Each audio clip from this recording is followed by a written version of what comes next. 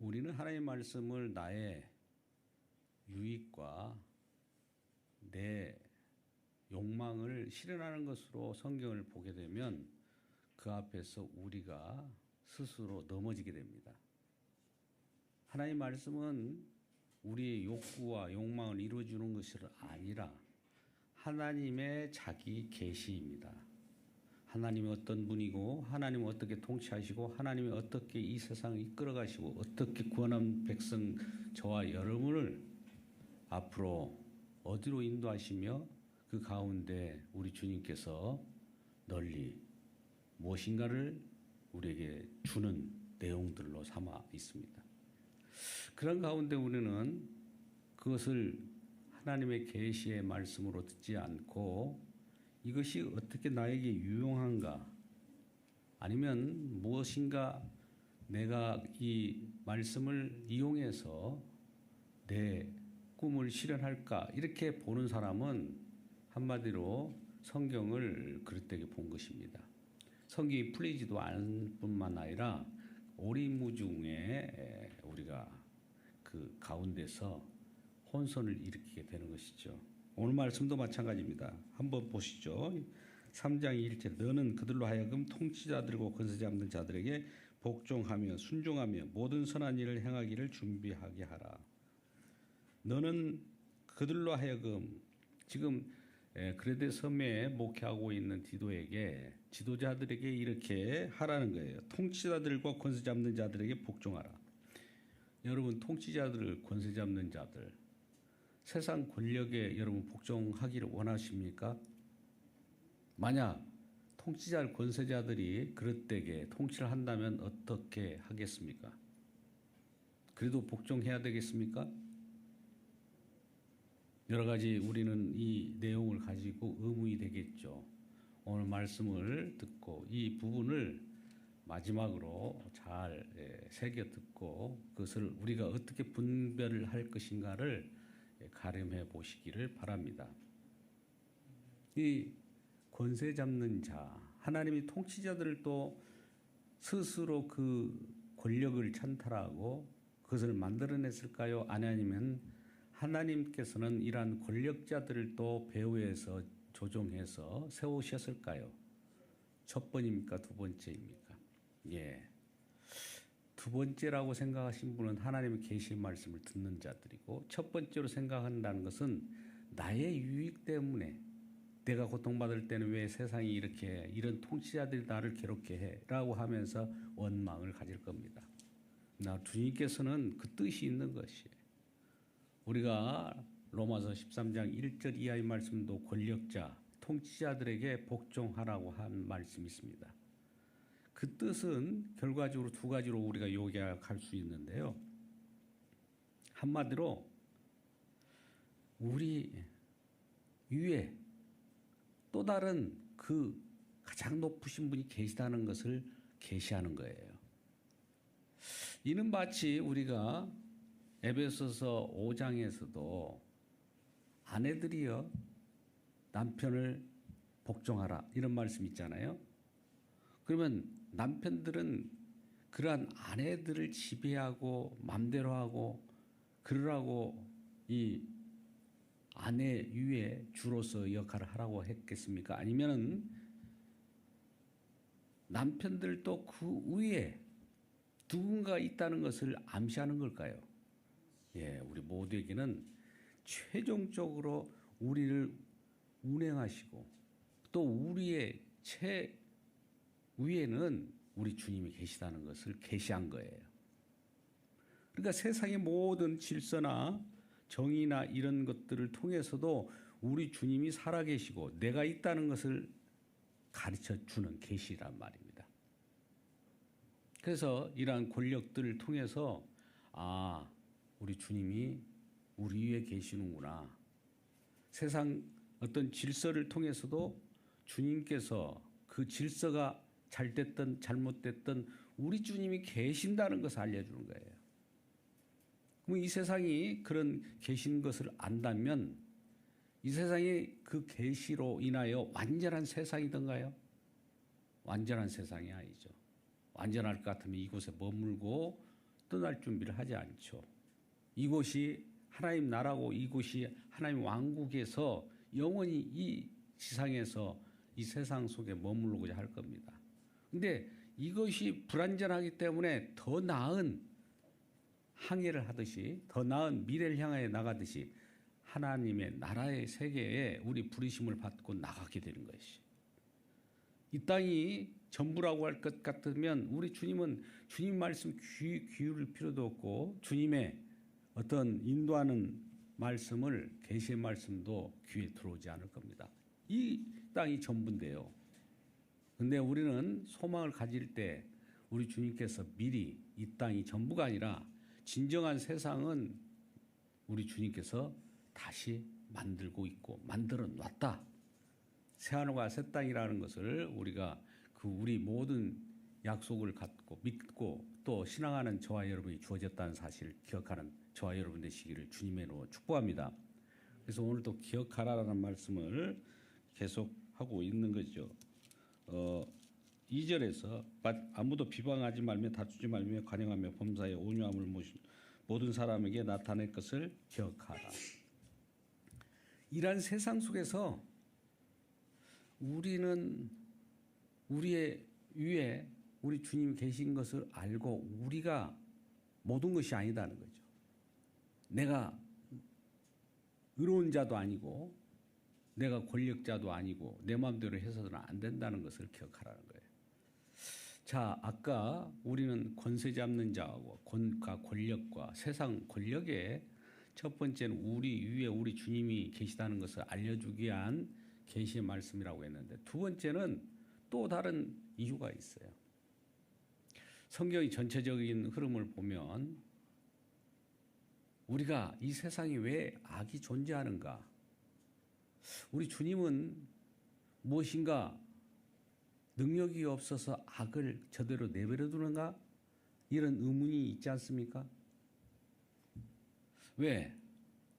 악이라고 하는 힘의 권력이라고 하는 무지막지한 그런 폭군들로 하여금 세상을 치료하게 한다면 여러분들이 이것을 어떻게 이해할 겁니까?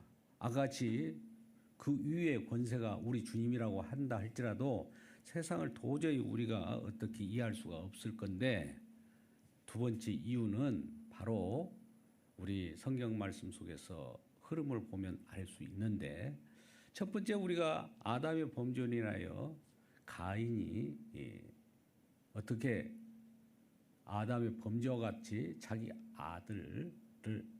동생을 죽이게 되죠. 왜 그랬습니까? 하나님께 예배드리는 것을 서로 비교하면서 내 예배를 받지 않고 동생 예배만 제대로 받는다고 하는 하나님의 원망이 깃들어졌던 거예요. 그러니까 그 속에서 가인에게 하나님의 징벌을 내려서 율이 방황하고 그를 한마디로 하나님의 품에서 벗어나게 했죠. 그런데 가인이 그러한 범죄를 저지르고 그 하나님의 곁을 떠났지만 여호와 하나님께 간구합니다.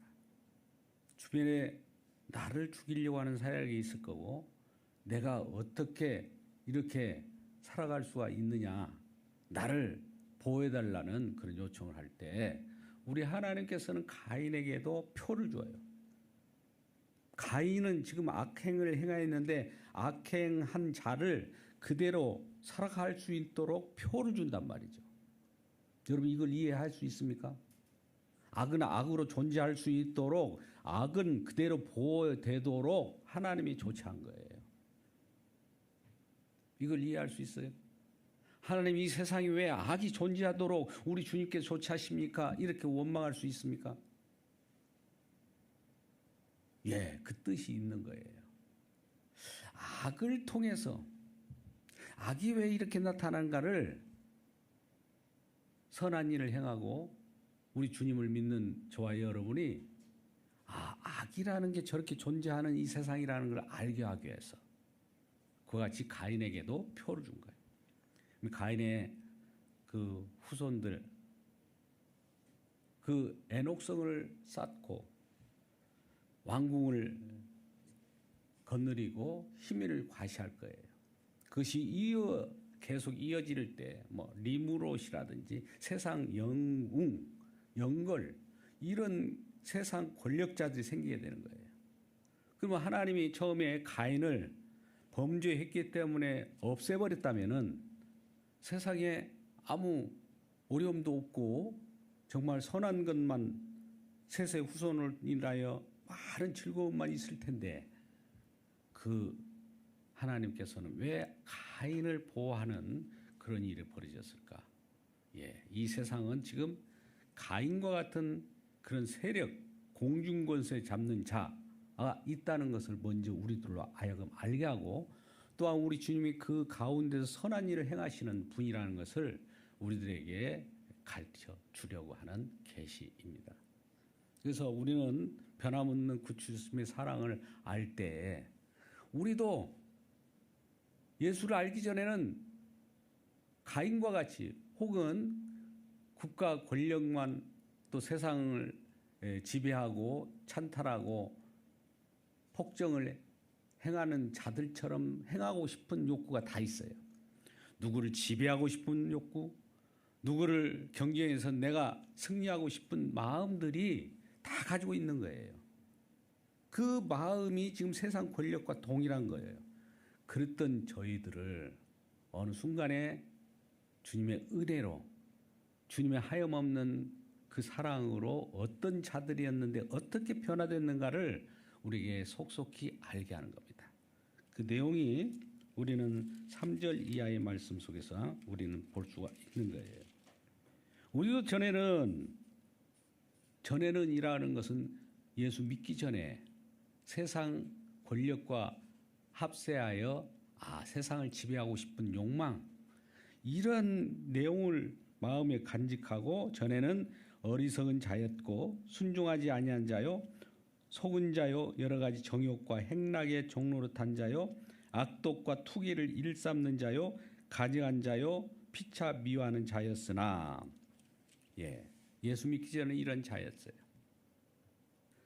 정말 남보다도 더 경쟁해서 이 세상 권력을 쥐고 싶어하고 이생의 자랑과 육신의 정욕과 안목의 정욕에 그 부합한 일들을 해내면서 승리자로서 뽐을 내고 살고 싶어하는 그러한 내용을 가지고 있었던 자들이었다는 거죠.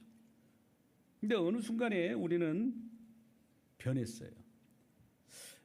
왠지 모르게 나도 모르게 주님의 은혜가 주님의 손길이 나에게 미쳐서 나를 이전에 이런 자였는데 이런 자로 바꿔놨단 말이죠. 그 내용이 우리는 4절부터 7절까지 말씀입니다. 어떻게 변했느냐? 우리 구주 하나님이 자비와 사람 사랑하심을 나타낼 때 우리를 구원해 하시되 우리가 행한 바 의로운 행위로 말미암지 아니하고 오직 그의 긍휼하심을 따라서 중생의 씻음과 성령의 새롭게 하심으로 하셨나니 우리 구주 예수 그리스도로 말미암아 우리에게 그 성령을 풍성하게 부어주사 우리로 그의 은혜를 힘입어 의롭다 하심을 얻어 영생의 소망을 따라 상속자가 되게 하려 하심이라. 아멘. 우리에게 구원을 주셨는데 우리의 행위로 말미암지 않았다는 거예요. 저 사람이 악한 일을 했나 저 사람이 선한 일을 했냐 이것 갖고 판단하지 않고 우리 주님의 일방적인 긍휼과 사랑을 부어대서 우리를 구원하셨고 그 구원하신 대로 우리에게 또 좋은 상속자로서 하늘의 기업을 얻게 하고 모든 걸 주시기를 원했다는 거예요. 또 주시고 계시고 이것을 우리는 나의 선한 행위 때문에 이와 같이 나에게 이런 놀라운 구원의 은총을 주셨나? 아니라는 거예요. 그러면 나의 악행 때문에 그러느냐? 어떻게 보면 악행이 더 많죠. 악행을 저질렀을 때도 이와 같이 나를 긍휼히 여기고 불쌍히 여겨서 긍휼을 베푸시고 은혜를 주셔서 사랑하심으로 구원을 주셨는데 우리는 이런 자들이었는데 그럼에도 불구하고 내가 지금 의롭기 때문에 내가 남보다도 더 바르기 때문에 남을 평가해서 되겠습니까?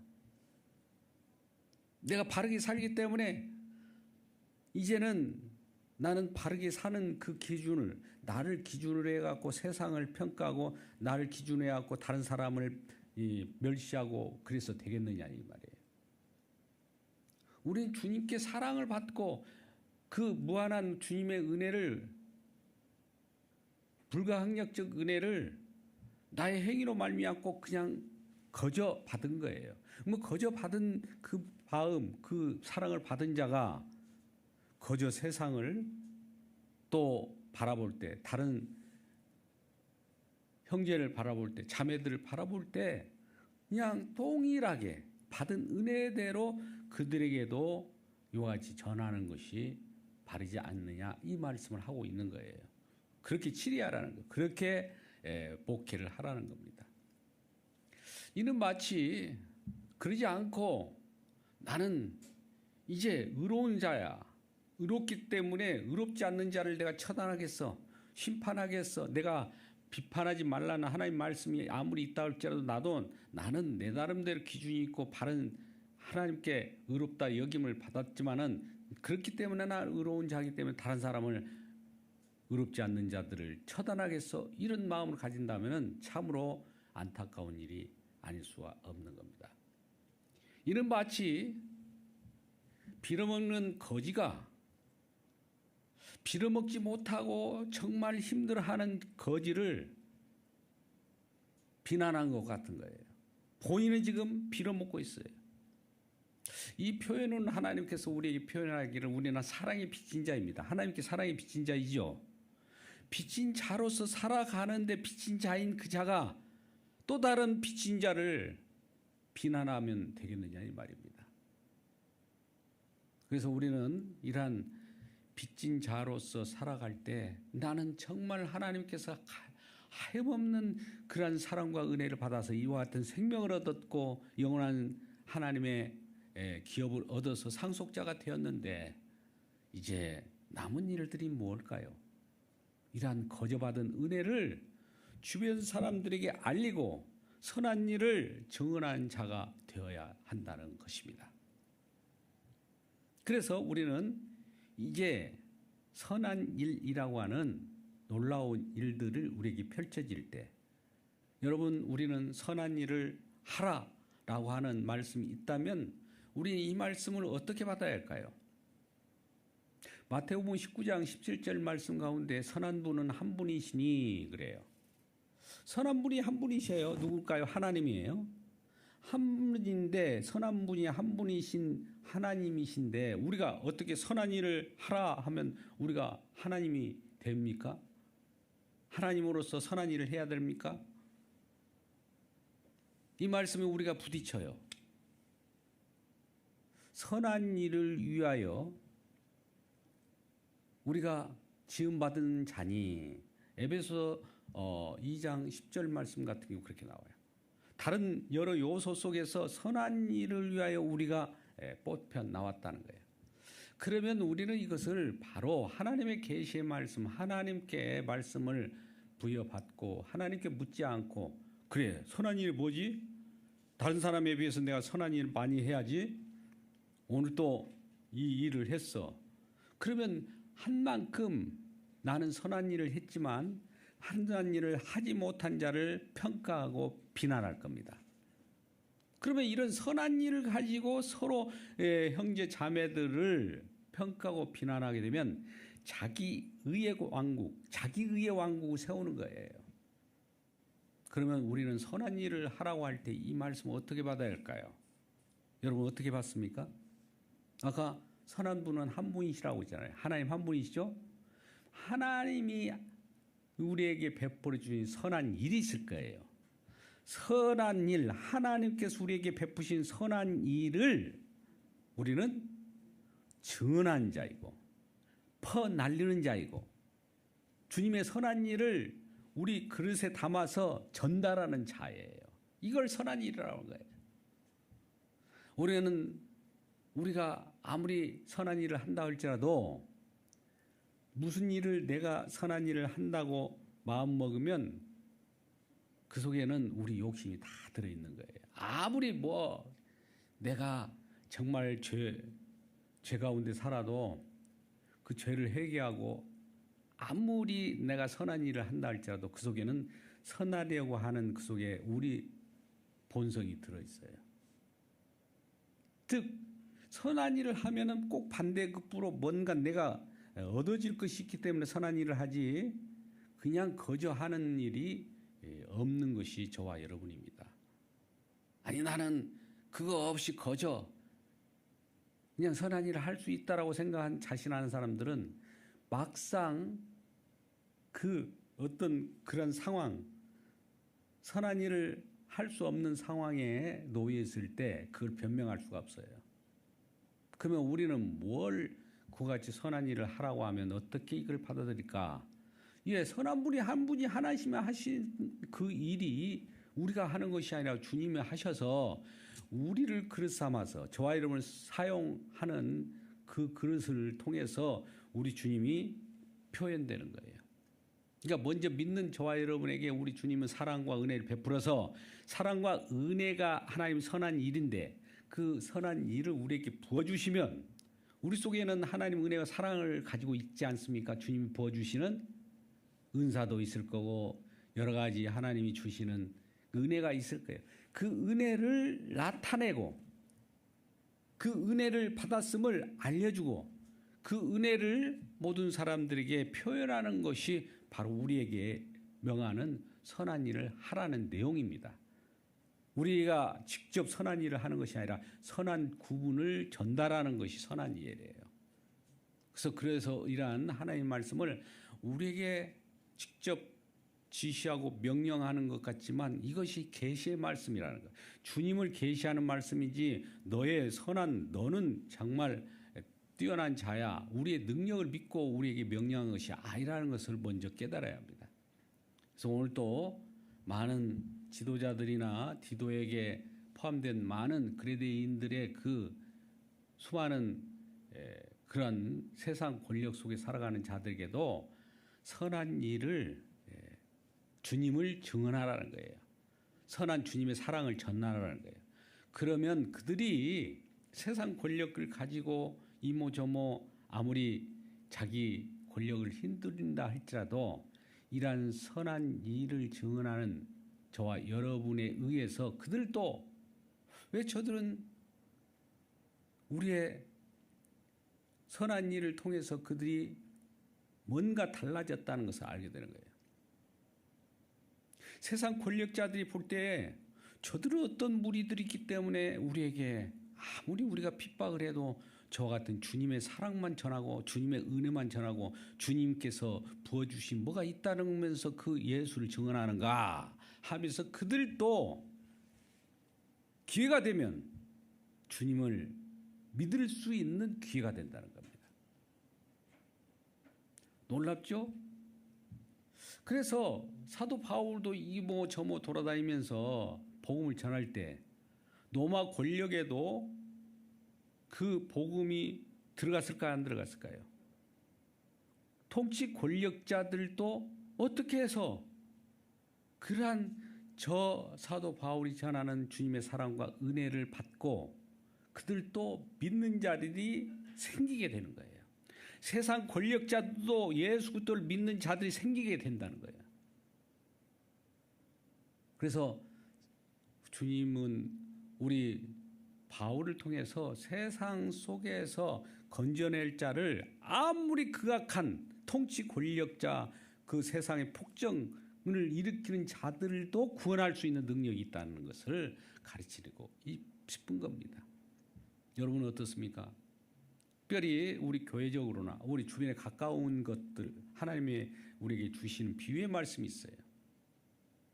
우리는 하나님의 극한 사랑을 입은 알곡 성도라고 봅시다. 그러면 우리 주님께서는 왜 이 비유의 말씀 속에서 가라지를 같이 이렇게 심어 놓았을까?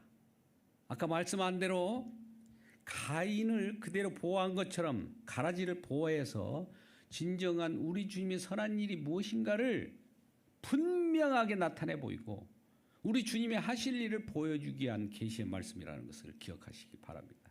그래서 그것을 우리가 이 무대로 악을 뽑아내고 악을 처단하고 할 필요가 없어요. 우리 주님께서 그와 같이 악을 보호해 놓는 이유는 하나님께서 무엇인가 잘못돼서 그런가가 아니라 그걸 통해서 하나님께서 우리에게 주시고자 하는 메시지가 있는 거지. 자, 이것이 악이다. 여러분 어떻게 생각합니까? 이대로 살 겁니까? 아니면 악을 우리가 저것을 제대로 알고 악한 자가 되지 않고 선한 일을 도모하고 선한 일을 하려고 할 때 나의 여러 가지 본성상 그 일을 못하기 때문에 주님을 믿고 선한 분인 주님께서 하시기 때문에 주님을 붙들고 사시렵니까? 이것을 묻는 거예요. 그래서 우리는 주변의 많은 사람을 평가하지 말고 있는 주님께서 받은 사랑의 빚진 자로서 이 사랑을 누구에게 전할까? 나를 미워하는 원수라도 이거 전하면 원수가 사라져요. 나를 대적하는 어떤 권력이 있다 할지라도 그분에게 이 사랑을 전하면 노마 권력이라도 그들이 믿는 자가 생긴단 말이죠. 이 세상 속에 있는 모든 것들이 주님의 나라와 주님의 통치와 주님의 왕국을 위하여 우리가 존재하고 있다는 사실을 기억해야 합니다. 우선 내가 지금 힘들고 어렵고 거기에 기준이 되어서는 안 되는 거예요. 그러니까 사도 바울이나 누구나 복음을 전하는 자들은 자기의 유익을 위하여 자기의 그 어떤 편리함을 위하여 복음을 증언하는 것이 아니라 자기의 유익과 편리함 이런 건 아랑곳하지 않고 주님께서 행하시는 일만 그 남김없이 그대로 전하고 그 속에서 우리가 살아가고 있을 때 진정한 우리 주님께서 예비한 축복은 이 세상에 살아가는 저와 여러분의 한시적인 삶보다도 영원한 세계 속에서 우리 주님께서 예비하는 그 복을 우리에게 나누고 싶어하는 그 마음이 있다는 사실을 기억하기 바랍니다. 그래서 오늘 또 마지막에 우리 주님께서는 그 같은 어떤 대적이 있다 할지라도 물론 뒤에 보면 이단에 속한 자를 한두 번 훈계한 대로 멀리하라고 그래요. 왜 그러냐면 아무리 우리가 그 이단이라고 하는 자들을 제대로 요리하지 못하면 거기에 우리가 포섭이 될 가능성이 많습니다. 이단은 이단다워요. 이단을 그냥 이단으로 우리는 이길 수 있다는 자신감을 갖고 있으면 안 돼요.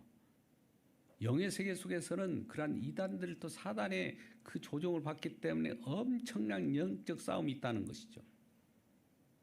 물론 그러한 영적 싸움에서 승리할 만큼 복음을 증언하고 복음의 철저한 진리 싸움에 승리할 수 있는 자신감이 있는 자들은 하나님을 의지하면서 그거에 의해서 승리할 수 있지만 대부분이 연약한 자들은 그러지 못한다는 거예요. 그럴 바에는 아예 이단을 멀리하고 한두 번 훈계해보고 그래도 말을 듣지 않으면 그들을 거리를 두라는 겁니다.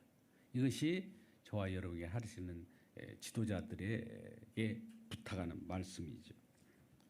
이러한 사람은 내가 아는 바와 같이 부패하여 스스로 정죄한 자로서 죄를 짓는다. 그들은 죄를 먹고 마시면서 자기가 죄인지를 몰라요. 이단 자들은 정말 어이없는 일들을 많이 하면서도 자기가 옳은 줄 아는 거예요. 한번 세상에 우리 보자. 우리 지금 현재 우리 한국 상황을 보자고. 얼마나 이단이 많이 생깁니까? 수도 셀 수 없어요. 근데 왜 사람들이 거기에 빠져가지고 거기에 모든 것을 올인합니까? 그렇게 정욕에 빠져서 결과적으로 죄를 먹고 마심으로 자기 스스로 구렁텅이 속에 들어가는 그들을 아무리 꺼내려고 해도 물론 기회가 되면 최선을 다해서 그들에게 복음을 계속적으로 전해야 되지만 그런 데에 또 너무 지나치게 몰입하다 보면 다른 일을 못하게 돼요. 어떤 사람을 케어하다 보면 또 케어를 받아야 될 사람이 기회를 잃어버릴 수가 있어요. 그러면 우리는 그런 것들을 기회를 간직하고 그런 기회를 맞이하는 자들에게 더 많은 자들을 우리가 하나님의 사람으로 우리 주님의 은혜로 만들어 나가는데 일조하게 된다면 그런 놈 너무 씨름하지 말기 바라고 그래서 어리석은 변론, 다툼, 또 족보 이런 것에 그들은 한결같이 그들 자신감을 가지고 기뻐하는 모습들이 있다는 거예요. 그게 나는 누구 출신이야, 나는 SK야, 뭐 이런 거 물론 그 자랑해 가지고 나쁠 것은 없지만 그것이 무슨 우리에게 생명을 주는 겁니까? 아무 유익이 없어요. 결과적으로 내가 그냐 네가 그냐를 대조해 볼 그런 것밖에 더 나올 것이 있겠습니까? 그죠? 세상의 족보, 세상의 권력, 나는 너보다도 이런 계파에 속했어, 저런 계파에 속했어라고 하는 거. 그래서 이런 우리는 계파에 속했느냐 저랬느냐 하면서 국가에 저항을 하게 되고 그런 일들을 벌이게 되면은 참 하나님의 말씀에 순응하지 못한 자들이 된다는 겁니다. 이러한 내용을 가지고 지도자들에게 지도하라는 거예요. 이러한 내용들을 기억하게 하고 담대하게 이러한 말씀을 증언하라고 말하는 겁니다. 머뭇거리지 말고 그거를 그대로 뚜렷하게 전하라.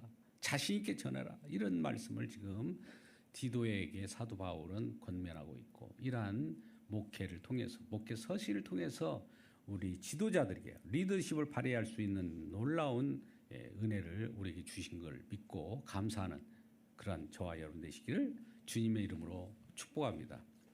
기도하겠습니다. 아버지 하나님 감사합니다. 세상 권력자를 통해서 우리가 우리 위에 우리 주님이 계심을 알게 하여 주옵소서. 또한 아버지 하나님 세상 속에 악이 존재하는 것이 우리가 일망타진으로 그것들을 부서뜨리고 없애라는 것이 아니라 주님께서 무엇인가 행하고 계시는 그 사랑을 전달하라고 우리에게 그런 말씀으로 우리에게 계시하신 줄 믿습니다. 이러한 계시 말씀을 듣고 우리가 어떻게 리더십을 발휘할 것인가를 생각하게 하여 주시옵소서.